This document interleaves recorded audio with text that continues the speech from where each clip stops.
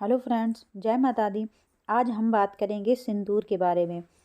आप सभी जानते हैं कि हमारे हिंदू धर्म में सिंदूर का एक बहुत ही महत्व होता है। खासकर सुहागिन स्त्रियों के लिए सिंदूर का बहुत महत्व होता है।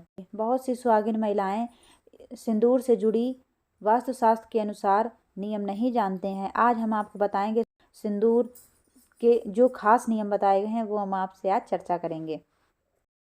सिंदूर से जुड़ा सबसे पहला नियम यह है कि हम लोग सिंदूर जिसमें भी रखते हैं उसको सिंदूरदानी कहते हैं। सिंदूरदानी को कभी भी हमें खाली नहीं रखना चाहिए, उसे लाल कपड़े में लपेट कर ही रखना चाहिए। सिंदूरदानी का हमें बहुत अच्छे से ध्यान रखना चाहिए, कभी भी उसमें पैर ना लगने पाए। इसलिए हमें सिंदूरदानी का बड़ी सहजता से उसका रख रखाव करना चाहिए। सिंदूर से जुड़ा एक नियम यह है कि सिंदूर को लगाते समय हमेशा सुहागिन महिलाएं जिस समय भी लगाएं उस समय माता पार्वती का ध्यान करें। माता पार्वती का या तो मंत्र जाप कर लें, सर्वमंगले मांगल्ये शिवे सर्वार्थ साधके शरण्ये त्र्यंबके गौरी नारायणी नमोस्तुते, ये वाला मंत्र जाप कर लें। यदि आप मंत्र नहीं बोल सकते हैं तो आप केवल माता रानी का मन में स्मरण करके ही सिंदूर से जुड़ा अगला नियम एक ये है कि कभी भी हमको मांग जो जिसमें बालों में हम मांग निकालते हैं, कभी भी हमको तिरछी मांग नहीं निकालना चाहिए।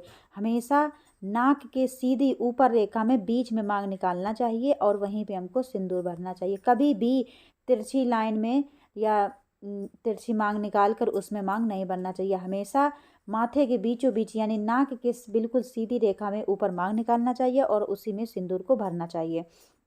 अगला सिंदूर से संबंधित नियम यह है कि आजकल की महिलाओं को आपने देखा होगा कि थोड़ा सा ही सिंदूर बिल्कुल अपने माथे में ही रख लेती हैं, बट ऐसा नहीं करना चाहिए।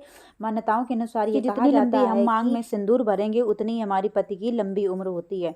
इसलिए कभी भी जहाँ तक हो सके आपको छोटी मांग में सिंदूर नहीं भरना चाहिए। लंबी मांग निकालिए और उसमें ही आगे से पीछे तक बालों में सिंदूर आप भरिए।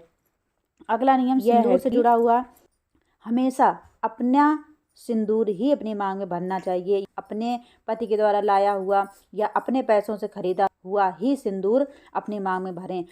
कभी भी किसी दूसरे का सिंदूर अपनी मांग में ना भरें और ध्यान रखें ना ही अपना सिंदूर कभी किसी दूसरी स्त्री को लगाने के लिए देना चाहिए। आपको अगर देना है तो आप नया सिंदूर खरीद के आप उनको दान में दे सकती हैं, लेकिन अपना जिस सिंदूरदानी से आप सिंदूर लगाती हैं उस सिंदूरदानी से कभी भी किसी अन्य महिला को लगाने के लिए भूल कर भी नहीं देना चाहिए। सिंदूर से संबंधित बहुत सारे नियम होते हैं, उनमें से एक नियम यह है कि हमें कभी भी गीले बालों में यानी जैसे कि हम लोग नहा के आए, बाल धुले हैं, उस दिन गीले बालों में तुरंत ही सिंदूर नहीं भरना चाहिए। बाल अच्छे तरीके से सूख जाएं उसके बाद में सिंदूर लगाना चाहिए।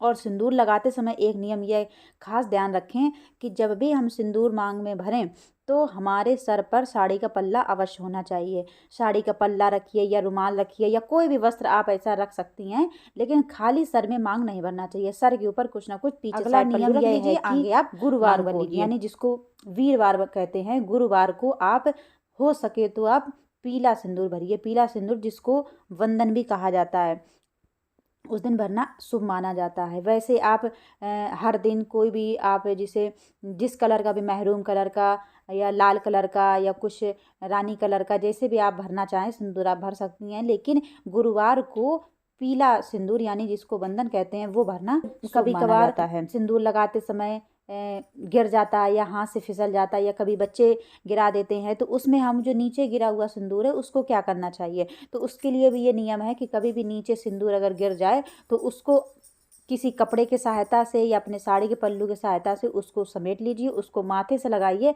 फिर एक साइड में कहीं रख दीजिए। किसी के पैरों के तले नहीं पड़ना चाहिए। सिंदूर से जुड़ा एक अन्य नियम यह है कि रोज में किसी भी जैसे मार्केट में डिब्बी वगैरह मिल जाती हैं, हो सके तो आप सिंदूरदानी से ही सिंदूर लगाएं तो ज़्यादा अच्छी बात है। लेकिन हाँ, कोई भी तीज त्यौहार, कोई भी जो सुहागिन महिलाओं वाला त्यौहार पड़ रहा है या कोई भी त्यौहार पड़ रहा है, त्यौहार वाले दिन आप अपनी जो शादी में सिंदूरा दिया जाता है उसी सिंदूरे से सिंदूर निकाल के अपनी मांग में भरें।